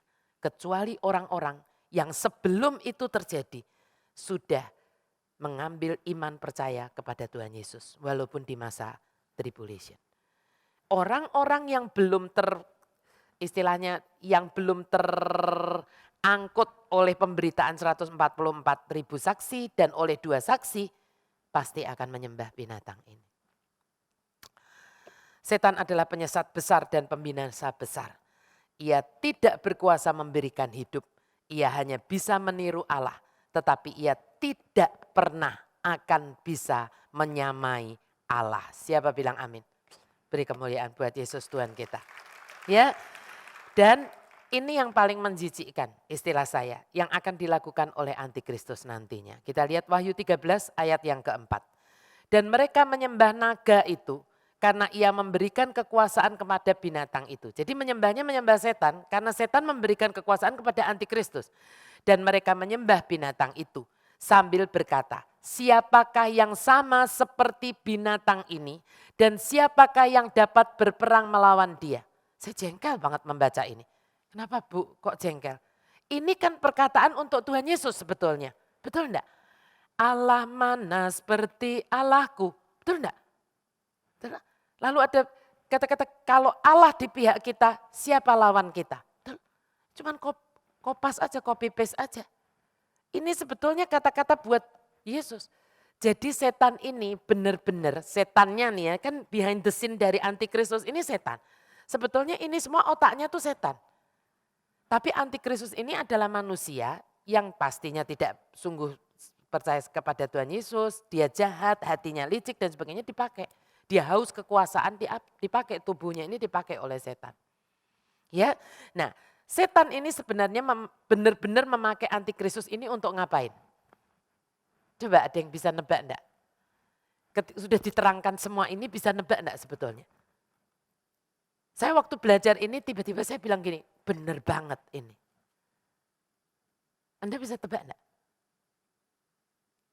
Setan ini, kenapa kok dia tuh all out membantu si antikristus ini? Coba pernah pikir enggak? Kenapa? Hah? Sebetulnya ini untuk melampiaskan apanya? Dendam kesumatnya kan? Betul kan? Melampiaskan dendamnya yang sejak awal. Ingat? Di Yesaya dibilang aku hendak. Apa? Lucifer berkata apa? Yang sampai akhirnya dia dibuang, aku hendak naik menyamai yang maha tinggi. Bisa ngerti enggak? Ya kan gitu. Kenapa dia sampai all out backup penuh si antikris ini? Ya karena ini pionnya, dia bisa pakai ini untuk melampiaskan dendamnya yang sudah dari sejak awal manusia diciptakan. Dia pakai ini untuk menyamai yang maha tinggi. Makanya antikris namanya aja antikris. Dibuat persis seperti Kristus dan nantinya juga dibuat disembah persis seperti Allah harusnya disembah. Ya. Nah, ketika sang antikristus ini melanggar perjanjiannya dengan Israel, dia akan mengepung Yerusalem dengan pasukannya dan merebut bait yang ketiga yang baru selesai dibangun. Saya percaya kan semua dananya Israel dikerahkan nanti itu ya. Lalu sebagai puncaknya, sebagai cemoohnya yang terakhir terhadap Allah, setan akan menempatkan manusia durhaka ini, menempatkan antikristus ini di bait Allah tersebut. Itu sebagai hujatnya yang top. Harusnya kan yang duduk di namanya aja bait Allah, harusnya duduk Allah. Tapi dia akan buat antikristus ini duduk di situ. Seperti seolah-olah dia mau bilang, lihat baitmu di Yerusalem. Karena setan itu sebetulnya tidak pernah bisa mengerti rencananya Tuhan, itu nggak pernah bisa. Tidak pernah bisa. Dia berpikir Tuhan itu butuh bait begitu, karena dia tahu bahwa Tuhan akan membuat yang namanya Yerusalem baru. Dan Tuhan berkata bahwa nanti, ya kan ada baitku di situ. Padahal dia nggak ngerti. Ya, siapa baitnya nanti. Ya, nah kita lihat Wahyu 13 ayat 8. Dan semua orang yang diam di atas bumi akan menyembahnya. Menyembah antikristus ini, yaitu setiap orang. Nah ini yang kita perlu tahu, Anda dan saya perlu tahu. Siapa yang nantinya akan menyembahnya? Setiap orang yang namanya tidak tertulis sejak dunia dijadikan di dalam kitab kehidupan dari anak domba yang telah disembelih. Nah di ujungnya adalah ada yang dari awal tidak tertulis, tapi ada yang tertulis tapi dihapus. Kan kita sudah bicara di Wahyu yang pasal 3 waktu itu. Ya, waktu jemaat Efesus. Dan nantinya sang nabi palsu, kita akan bahas next Jumat, nabi palsu akan mendirikan patungnya antikristus itu. Kan antikristusnya tidak bisa terus suruh berdiri terus di bait ketiga. Didirikanlah patungnya di bait ketiga dan membuat patung itu nanti bisa bicara. Next nanti kita bahas ini ya. Lalu ia akan memerintahkan dunia semua orang untuk menyembah patung itu. Dan ujung-ujungnya menggenapi nubuatan Daniel yang juga dikutip oleh Tuhan Yesus sendiri di dalam Injil Markus dan Matius. 2 kali loh. Coba kita lihat ya, Markus 13 ayat 14. Apabila kamu melihat pembinasa keji berdiri di tempat yang tidak sepatutnya. Nah ini pembinasa keji tadi ya. Antikristus, para pembaca hendaklah memperhatikannya. Tapi banyak yang tidak memperhatikan. Maka orang-orang yang di Yudea haruslah melarikan diri ke pegunungan. Di Matius diulang lagi. Jadi apabila kamu melihat pembinasa keji berdiri di tempat kudus. Menurut firman yang disampaikan oleh Nabi Daniel. Jadi ini Yesus sebetulnya mengutip apa yang disampaikan oleh Daniel. Seolah-olah Yesus mau bilang confirm loh yang Daniel pernah lihat itu. Para pembaca hendaklah memperhatikannya. Maka orang-orang yang di Yudea haruslah melarikan diri ke pegunungan. Ya.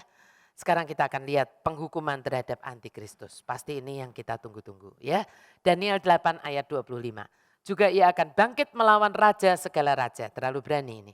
Tetapi tanpa perbuatan tangan manusia ia akan dihancurkan. Ingat batu, tiba-tiba ada sebuah batu yang terlontar tanpa perbuatan tangan manusia. Waktu kita bahas tentang patung mimpinya Daniel ya.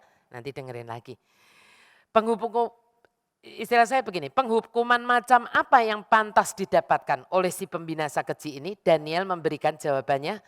Yohanes melukiskan adegan penghancuran terhadap sang antikristus ini nanti di Wahyu 19 dan di 2 Tesalonika 2. Tapi enggak apa-apa, saya sudah pengen memberitahukannya kepada Anda sehingga saya kutipkan Wahyu 19 ayat 19. Lihat. Dan aku melihat binatang itu dan raja-raja di bumi serta tentara-tentara mereka telah berkumpul untuk melakukan peperangan melawan penunggang kuda itu dan tentaranya. Ini nanti peperangan terakhirnya, ya peperangan besarnya dan Armageddon. Dan ketika sang antikristus berhadapan dengan sang Kristus sendiri, inilah nantinya yang akan terjadi. Jujur saya lebih suka penggambaran Paulus di 2 Tesalonika 2. Lihat, 2 Tesalonika 2 ayat 8. Pada waktu itulah si pendurhaka baru akan menyatakan dirinya. Tetapi Tuhan Yesus akan membunuhnya dengan nafas mulutnya.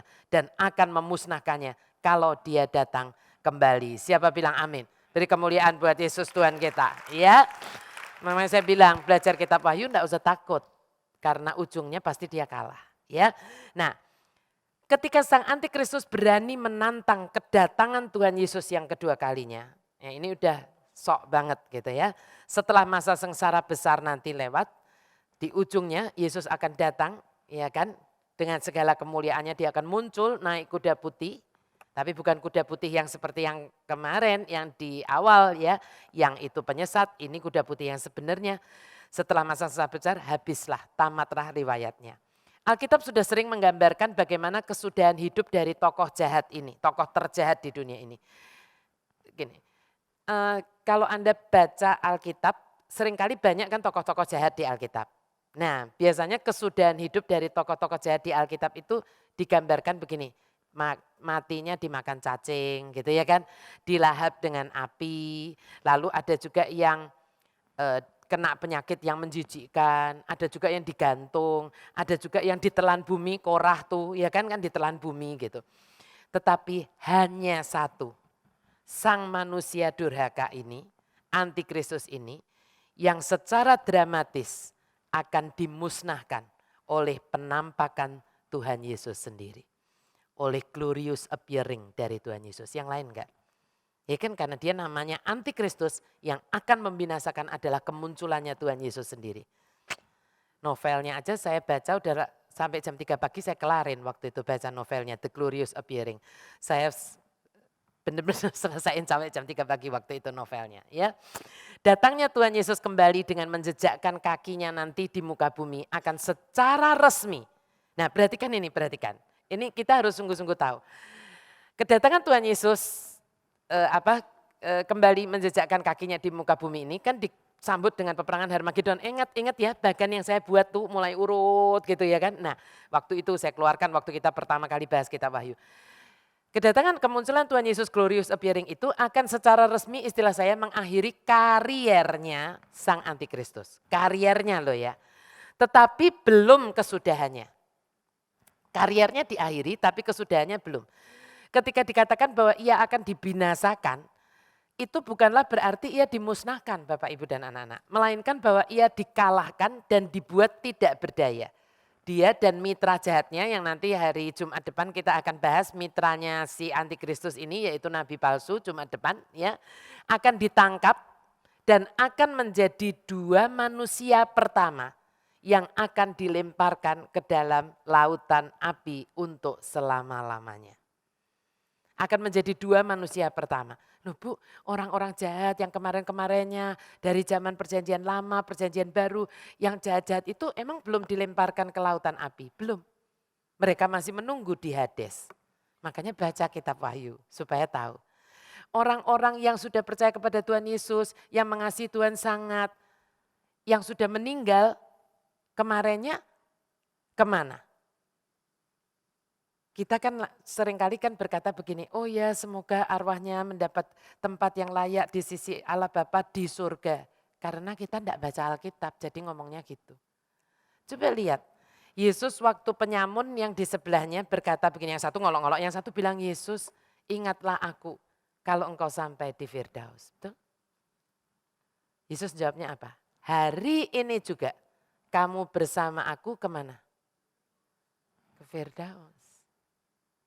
Ya, ibu-ibu yang komsel belajar dengan saya tentang Hades dan Firdaus, ya, bukan surga dan neraka. Nantinya itu di ujungnya baru dilemparkan ke lautan api. Nah, dua manusia pertama penghuni lautan api yang akan dilemparkan ke lautan api adalah antikristus dan mitra baiknya dia, mitra jahatnya sebetulnya adalah maksudnya baik untuk dia adalah sang nabi palsu, antikristus dan nabi palsu. Nah kita lihat sebentar, kok tadi Ibu Glory bilang mengakhiri kariernya antikristus. Apa sih kariernya antikristus? Kita lihat, boleh ditampilin karier dari sang antikristus.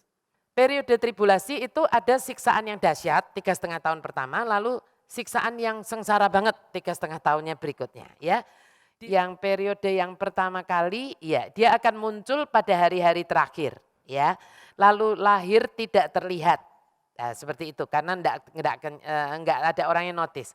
Lahir sebagai Raja Romawi, Daniel 9 ayat 26 nanti lihat.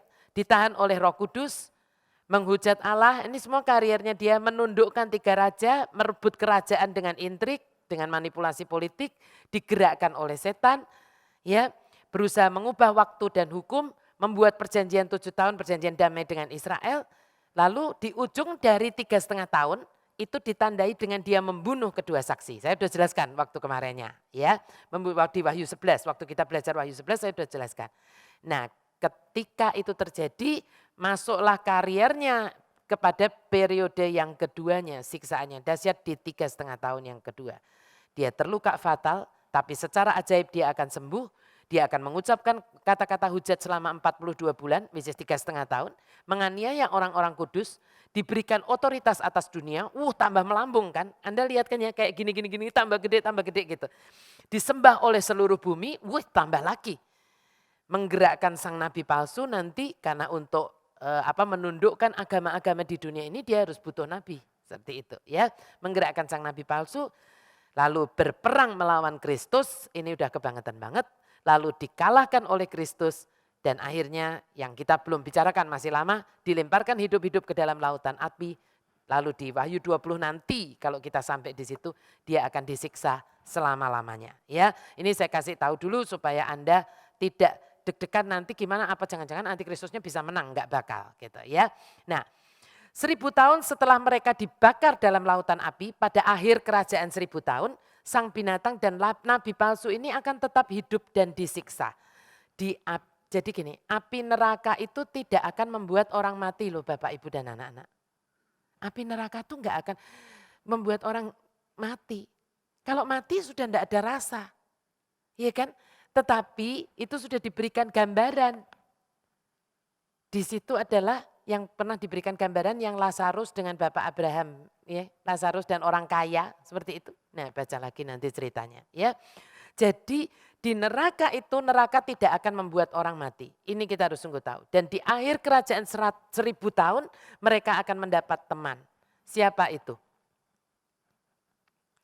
Di akhir kerajaan 1000 tahun kan tadinya kan antikristus sama nabi palsu. Itu dua manusia pertama yang akan dilemparkan ke dalam lautan api. Nah sekarang saya tanya sama Bapak Ibu dan anak-anak. Di akhir masa 1000 tahun, antikris dan nabi palsu akan mendapat teman.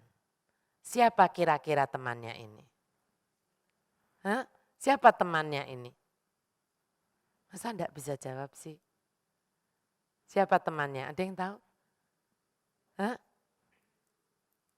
Betul sekali Bu Marta, Lucifer.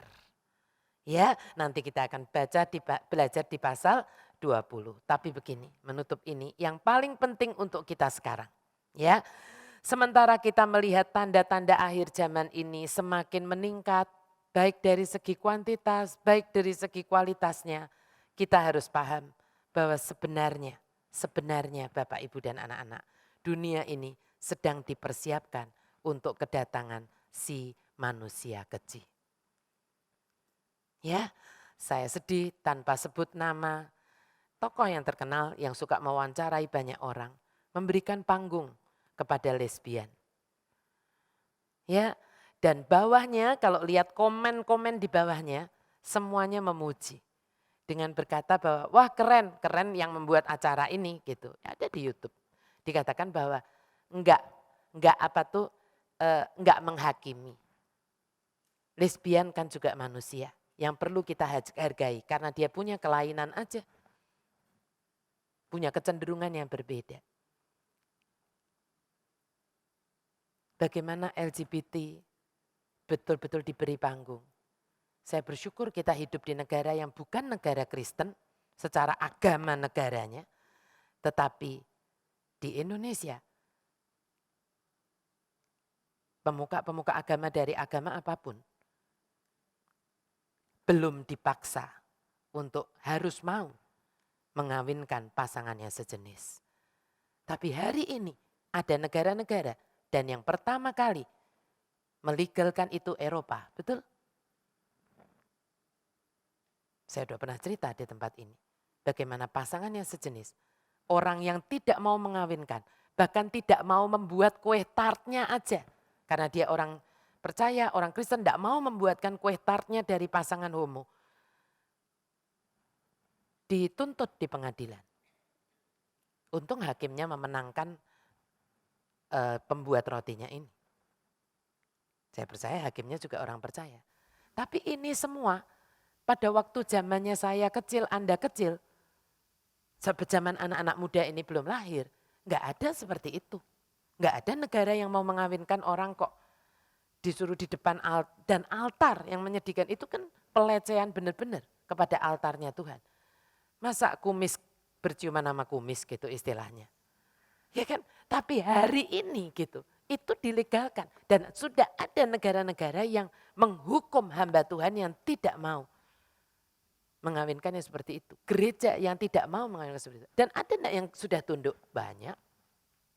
Ya, itu sebabnya sebenarnya dunia ini sedang dipersiapkan untuk kedatangan si manusia keji ini. Karena Anda lihat enggak, begitu LGBT dilegalkan aja gitu. Wah, banyak bermunculan semua, bahkan toko-toko yang mungkin Anda dan saya juga beli bajunya seperti itu, pasang pelangi 6 warna, pasang pelangi 6 warna. Waktu itu saya sedang di New York, saya kaget. Kenapa ini? Puji Tuhan, saya pas meninggalkan New York, pas ada parade-nya itu, LGBT parade. Itu dipersiapkan secara besar-besaran. Anda bisa bayangkan nanti ketika antikristus itu berkuasa, apa yang dulunya dikatakan itu tabu, itu enggak boleh, itu jangan dilakukan. Tetapi banyak orang-orang yang memang hatinya sudah melenceng ini mengatakan bahwa kenapa sih kok enggak boleh, kolot amat deh, misalnya kayak begitu. Tiba-tiba ketika ini dibolehkan, muncul semua ke permukaan. Dan inilah yang saya sebut panggungnya dari antikristus. Ya. Maka ketika kita melihat semua ini, sebagai orang Kristen kita harus sungguh-sungguh. Apa yang kita harus buat? Tidak ada gunanya kita cuma takut, cuma sedih. Ya kan? Tapi apa yang kita harus buat adalah membereskan pelita kita. Apakah sungguh pelita kita ini minyaknya masih ada? Ya kan?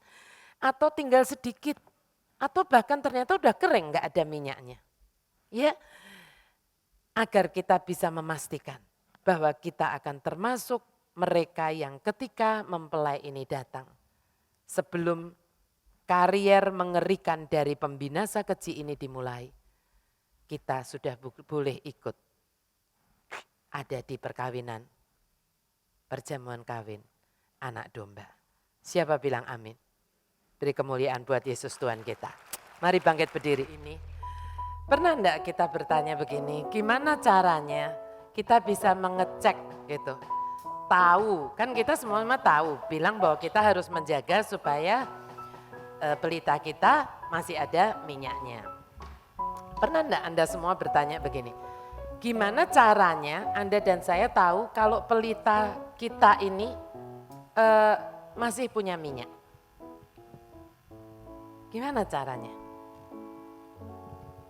Gimana caranya? Gimana caranya pelita kita itu masih punya minyak? Kita tahunya, jangan-jangan kita berasa punya minyak, tapi kayak 5 gadis bodoh, ya kan ternyata enggak ada minyaknya itu. Caranya itu gampang. Minyak itu kalau didekatkan sama api akan apa? Nyala. Sesuatu kalau ada minyaknya, dideketin api pasti nyala. Tuh. Tapi kalau tidak ada minyaknya, tetap tidak nyala. Banyak orang yang mungkin tinggal bahkan mungkin di dekat gereja atau di dekat tempat persekutuan atau apa, atau bahkan sudah datang ke persekutuan, tapi nggak pernah nyala. Tapi ada orang yang mungkin dari jauh banget, ya kan? Let's say dari Australia, ya seperti Bapak, ya. Mungkin di sana rasanya, aduh, kok nggak ada apa-apanya ini, rasanya di sini seperti males dan sebagainya. Tiba-tiba datang ke HOTK, yang di sini ada api, tapi karena di sininya ada minyak, begitu ada api sedikit aja, di sini langsung buk. Bisa ngerti? Tapi ada orang yang ikut retret, ikut fisiknya ikut datang, ya kan datang ke KKR, datang ke apa, tapi nggak ada apa-apanya. Hati-hati, hati-hati, ya. Bisa jadi Anda tidak ada minyak lagi di sini. Sehingga api sebesar apapun ya nggak ada apa-apanya. Ya kan, kalau itu pelita nggak ada minyaknya, gitu ya kan, mau diginikan, mau pakai pemantik, mau pakai apa, nggak ada apa-apanya.